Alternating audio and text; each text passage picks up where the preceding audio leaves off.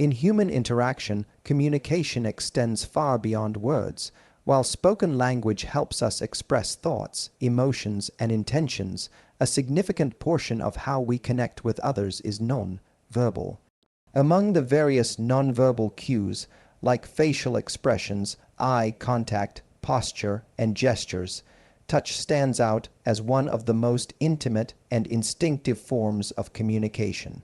It's immediate, often subconscious, and can convey a complex array of emotions ranging from comfort to curiosity to romantic attraction.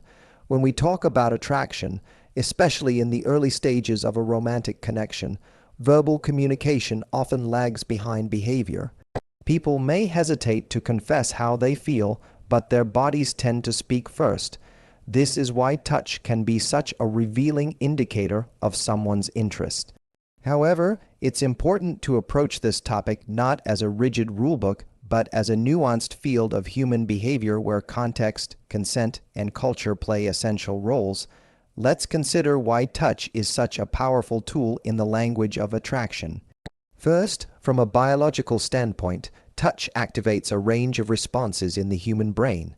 Physical contact, even in small doses, releases oxytocin, a hormone associated with bonding and emotional intimacy. It also lowers cortisol, the stress hormone, and can increase feelings of safety and connectedness. When someone is attracted to another person, even brief physical contact can create a sense of shared closeness, establishing a deeper emotional connection without a single word being spoken. At the same time, touch is an evolutionary behavior. In early human societies, physical contact played a vital role in social bonding and group cohesion. Those who could establish trust through touch were more likely to build lasting relationships, cooperate, and protect one another. This legacy continues today. We instinctively reach out to comfort a friend with a hug, shake hands in formal introductions, and gently touch the arm of someone we care about. When a man is attracted to someone, these actions may become more frequent and more intentional, forming a pattern of subtle gestures that communicate interest and care. But there's an important distinction that needs to be made. Touch must always be understood in context. Not every touch means romantic interest. Some men are naturally more tactile than others due to personality, upbringing, or cultural norms. In some cultures, for instance, touching during conversation is entirely normal and does not signify deeper emotion. Therefore, interpreting touch accurately requires reading the full picture. Is the man making prolonged eye contact? Is his body language open and inviting? Is the touch frequent and consistent, or occasional and circumstantial? These elements help determine whether the touch is truly indicative of attraction or simply a reflection of general sociability or kindness. Moreover, we must highlight that touch, when used as a non-verbal cue of attraction, is most meaningful when it's respectful and reciprocal. The essence of true connection lies in mutual comfort. No touch, no matter how subtle or well-intentioned, should ever be forced, inappropriate, or disregarding of boundaries. A man who is genuinely attracted to someone and is kind by nature will be acutely aware of how the other person responds. He will look for signs of openness, hesitation, or discomfort. He will adjust accordingly because respect always comes before desire. This sensitivity is not only a sign of emotional maturity, but also a foundation for healthy interpersonal relationships. One of the most interesting aspects of this dynamic is that touch can sometimes express feelings that a person is not yet ready or able to articulate. For example, a man might lightly touch your hand when laughing at a joke or gently guide you through a crowd by placing a hand on your back. These actions, while seemingly innocent, may stem from a subconscious desire to be close, to protect, or to show appreciation. Over time, these small touches can accumulate, forming a pattern of behavior that reflects deeper emotional interest. But we must also remain aware of another crucial factor. The individual experience of touch varies from person to person. Some individuals are more sensitive to physical contact, finding even minor touch to be highly intimate. Others may require more direct or repeated gestures before they register any emotional impact. This variation means that there's no one-size-fits-all formula. Instead, it's about tuning in, being present, observant, and intuitive about how someone responds to physical contact. Touch also has the potential to deepen emotional engagement when used appropriately. It can create comfort during emotional vulnerability, signal trust during uncertainty, and express affection when words fall short. For a man who is attracted to someone and wants to be kind and emotionally attuned, touch becomes less about making a move and more about making a connection. His goal is not to take control or claim space, but to foster closeness in a way that honors the other person's autonomy and emotions. In conclusion, understanding touch as a nonverbal cue of attraction means recognizing its power and treating it with respect. It is a silent communicator that, when used kindly and considerately, can speak volumes about a man's feelings. It reveals intention, builds trust, and strengthens emotional bonds, provided it is approached with empathy, awareness, and consent. As we become more educated about these subtle dynamics, we not only improve our ability to interpret others, but also raise the standard for how we express affection ourselves. In any discussion about physical touch, whether in the context of attraction, relationships, or even casual interaction, there is a principle that must always take priority: consent and comfort. No matter how subtle or seemingly innocent a touch may be, it becomes meaningful and appropriate only when both people involved feel safe, respected, and comfortable. Touch, after all, is not just a gesture, it is a boundary. And honoring that boundary is the clearest indicator of kindness, respect, and emotional maturity. When someone is attracted to another person, the desire to express that attraction physically is natural. This is part of being human. However, problems arise when one person assumes their interest gives them the right to act on it without considering how the other person feels. Attraction never justifies intrusion. You cannot truly connect with someone if you do not first understand and prioritize their personal space, autonomy, and emotional readiness. This is why conversations about romantic touch must be rooted in a clear understanding of consent. Consent is not a vague or assumed concept. It is specific, mutual, and enthusiastic. It is not about not saying no, but about clearly saying yes. In every interaction, especially those involving physical contact, consent must be the foundation. It doesn't matter if the touch seems small. A hand on the back, a brush against the arm, if it is not welcomed, it is not appropriate.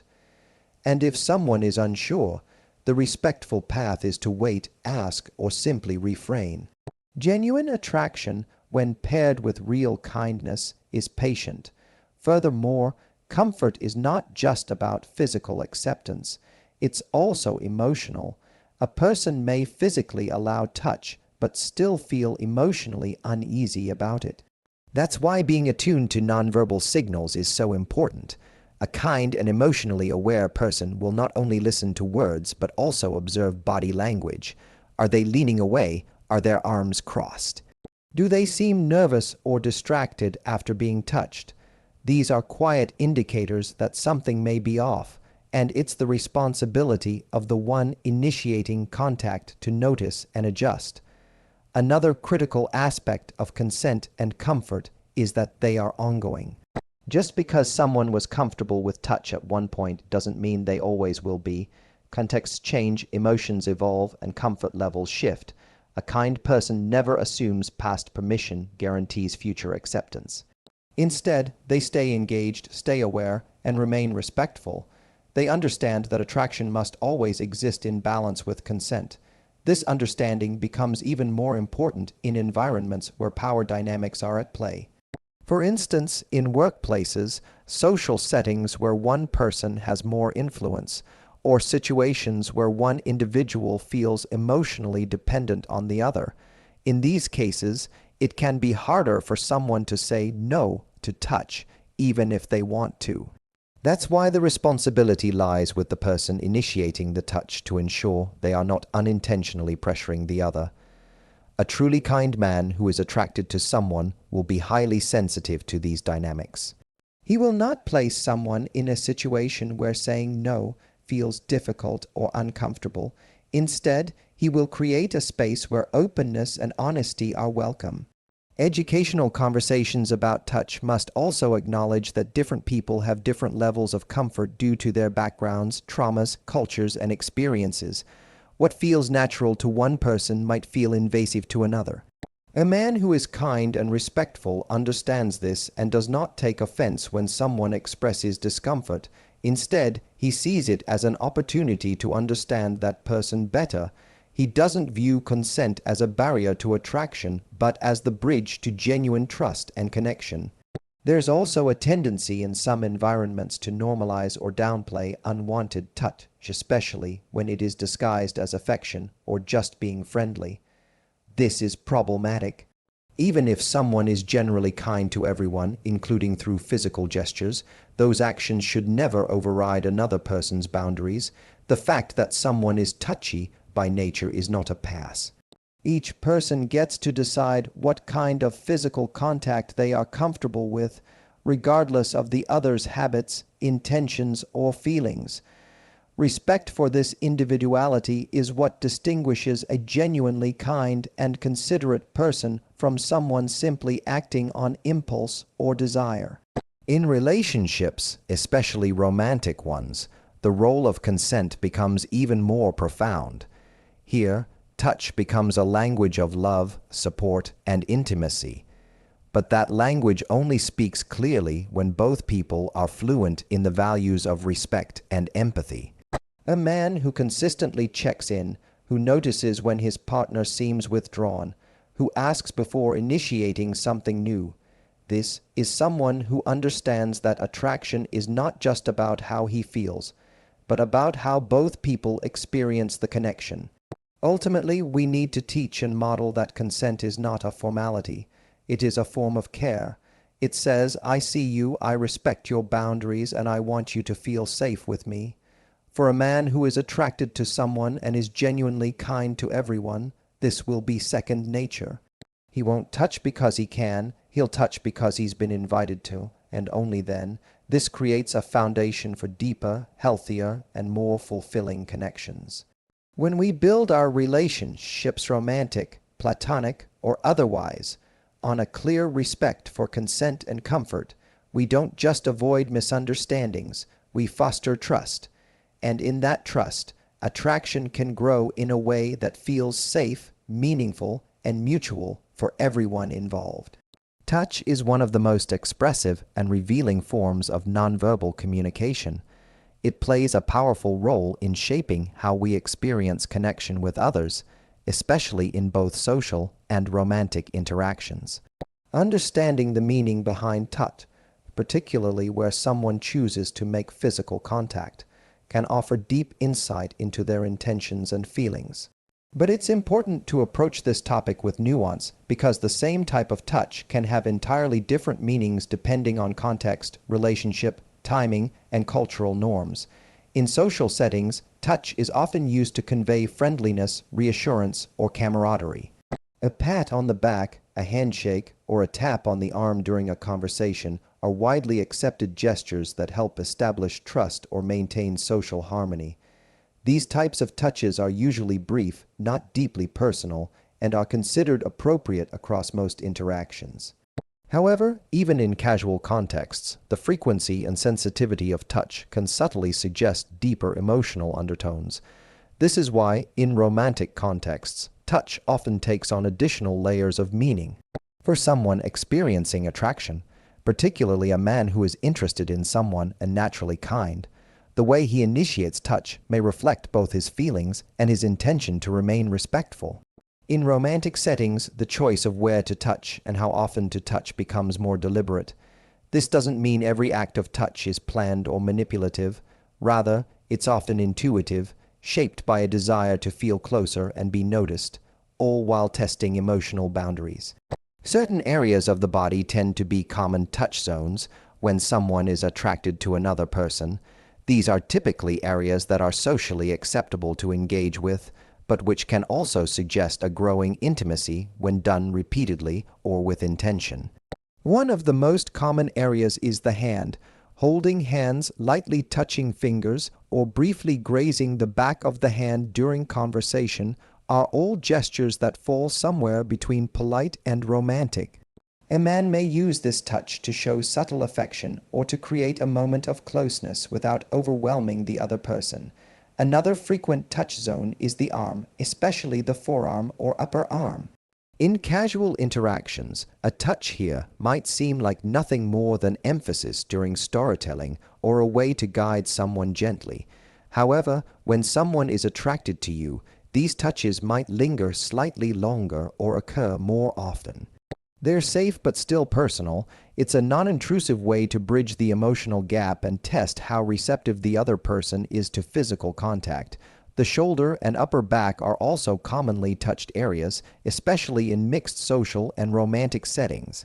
In moments of comfort or celebration, a light touch on the shoulder can come across as friendly, but in the context of attraction, that same touch might be a cue for deeper emotional investment. The placement of the hand, the way the touch is delivered, gentle versus firm, brief versus sustained, can all signal different degrees of interest. When we move beyond these common zones, other areas, such as the lower back, face, or hair, enter into more intimate territory. Touching someone's lower back, for instance, is often interpreted as a protective or possessive gesture. It's not generally a social norm unless the relationship already has a degree of closeness or trust. A man might place his hand there while guiding someone through a crowd, not just for directional reasons, but to gently assert his presence and show care. However, this area of the body is sensitive for many people and, without prior connection or comfort, can easily cross into inappropriate territory. This is why context and consent remain critical. Touching the face or brushing back someone's hair is almost always interpreted as intimate. These actions indicate emotional vulnerability and closeness and are rarely performed outside of romantic contexts. When a man does this, it typically reveals not only physical attraction, but a sense of emotional depth and connection. Still, as with all forms of touch, even these gestures are only appropriate when there is mutual trust and clear comfort between both individuals. It's also worth noting that repetition and consistency play a major role in the meaning of touch. A single touch might not say much on its own, but repeated gestures, especially if they occur at emotionally charged moments, can reveal a pattern. If someone regularly reaches out to you during moments of laughter, concern, or excitement, it could indicate a desire for a stronger emotional and physical connection. When these touches become predictable and welcomed, they help build intimacy over time. However, the interpretation of touch cannot be separated from cultural background and individual personality. In some cultures, physical touch is a normal part of communication, even between strangers or acquaintances. In others, touch is reserved for close friends and family only. Similarly, some people are naturally more tactile, using touch as a default method of expressing empathy or encouragement, while others are more reserved. This means one must always consider the full context of the interaction before jumping to conclusions about the intent behind a touch. Ultimately, understanding the common zones of touch in social and romantic interactions is not about judging or labeling every gesture, but about becoming more aware. It's about learning to read emotional cues more carefully and becoming more mindful of how we use our own body language. For men who are both kind and attracted to someone, their touch often walks a careful line between expressing interest and maintaining respect. When done with awareness and sensitivity, touch becomes a tool not of assumption, but of connection, a way to say "I care" without ever saying a word. Kindness is one of the most universally appreciated qualities a person can possess. It transcends age, gender, culture, and social status. A genuinely kind individual treats people with respect, warmth, and consideration, not because they want something in return, but because they understand the value of human dignity. In conversations about attraction and romantic interest, however, there is often a temptation to misinterpret kindness as flirtation. It's important to explore why that happens and why recognizing the difference matters, especially when trying to understand whether someone's physical gestures, like touch, are rooted in affection or simply in good character. A man who is kind to everyone is often generous with his attention, his words, and yes, sometimes even his touch. He may greet people with a hug, rest a hand on a friend's shoulder during conversation, or smile warmly and maintain eye contact. These actions, while possibly intimate in another context, are simply his way of making people feel seen and valued. To misread every kind gesture as a sign of romantic interest not only creates confusion, but can also place unrealistic expectations on people who are simply acting from a place of empathy and social awareness. It's essential to understand that kindness is not a strategy. For a truly kind person, it's a default setting, a way of moving through the world. These individuals don't turn their kindness on and off based on who they find attractive. Instead, they treat everyone, from strangers to close friends, with a consistent level of respect and compassion. This consistency is the key. It separates the kind from the performative, and it helps clarify whether a person's behavior is romantic or simply humane. The reason many people struggle to differentiate between romantic touch and general kindness is because the two often overlap. After all, romantic interest does not exclude kindness, and kindness can enhance romantic gestures. However, the presence of kindness does not automatically signal romantic attraction. A kind man may offer you his coat when it's cold, walk you to your car at night, or listen attentively when you're upset. These are gestures of care, not courtship. They are reflections of his values, not necessarily his feelings. Understanding this can help prevent misinterpretation and emotional miscommunication. Another challenge in interpreting kindness arises from the individual receiving it. If someone is not used to being treated with consistent respect or attentiveness, they may perceive even basic decency as affection or flirtation. This highlights a broader societal issue. We often confuse kindness for attraction because we encounter genuine kindness less often than we should. When someone is especially warm or considerate, it can feel rare or even special.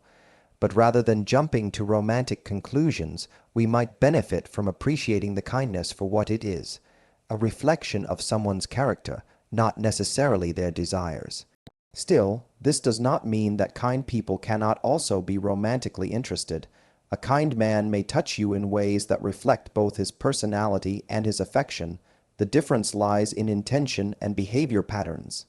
If he treats everyone with thoughtfulness but goes out of his way to engage with you, lingering longer in conversation, remembering small details, initiating more personal gestures, that may indicate something deeper. Even then, however, it's important not to assume. Clear communication is always more reliable than speculation. This distinction is particularly important when discussing physical touch. A kind man might touch your hand or shoulder the same way he touches others, as a way of showing support or forming connection. If his touch is no different with you than with friends or acquaintances, it likely stems from habit rather than romantic intent. However, if his touch becomes more personal, more frequent, or more focused on moments of emotional intimacy that may suggest attraction, the context, tone, and repetition of these gestures all matter. Recognizing the universality of kindness also helps us foster healthier relationships. When we stop assuming that every kind action is romantic, we become more capable of forming platonic bonds built on mutual respect. This is especially important in environments like workplaces, schools, or community spaces, where misinterpreting kindness can lead to awkwardness or strained interactions. Respecting kindness as its own valuable quality allows space for authentic connection without the pressure of romantic expectation. Moreover, kind men who are emotionally intelligent are often aware of this confusion and go out of their way to maintain boundaries. They are clear in their communication, careful with their gestures, and respectful of how their behavior might be perceived. They recognize that being kind is not the same as leading someone on. These men take responsibility for the signals they send and make sure their actions align with their intentions.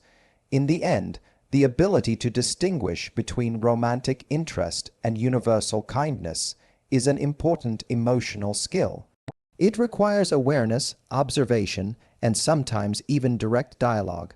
But most importantly, it calls for an appreciation of kindness for what it truly is, a human value, not a romantic tactic.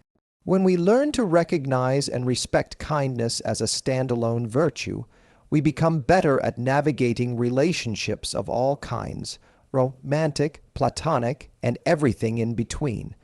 A man who is kind to everyone is showing you who he is, not necessarily what he wants. And that clarity, once understood, can lead to deeper, more meaningful interactions, free of confusion, full of mutual respect.